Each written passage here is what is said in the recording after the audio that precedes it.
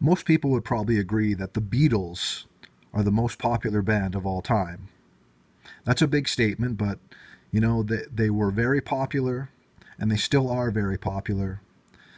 If you look at like Rolling Stone best albums, Sgt. Pepper seems to be one or two all the time. On Sgt. Pepper's Lonely Hearts Club Band, they have people that they admire. One of those people is Aleister Crowley, one of the most satanic influential people that there's been in the last many years. He was a Freemason and a magician. He did magic and black magic and all that stuff. He was very clearly a satanic person, and the Beatles looked up to him.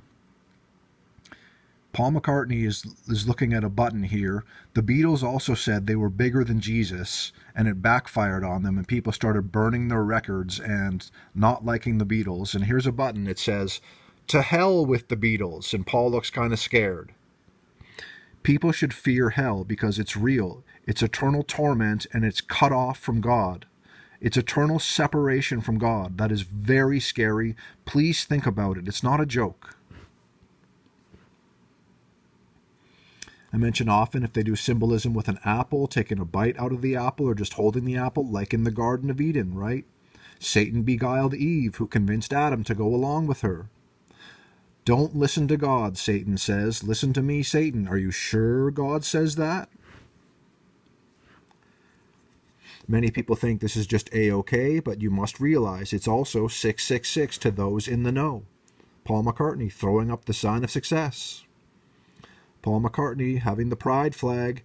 Having pride of homosexuality and transgenderism is having pride of sin. Not a very good combination. And of course, there's the big fake Earth behind there, the big fake globe.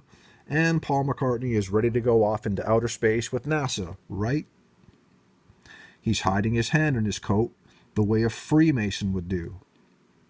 John Lennon, who wrote the song Imagine, imagine there's no heaven, imagine there's no hell, nothing below us, nothing above us, just live your best life now. What a great song. John Lennon is hiding his hand like a Freemason.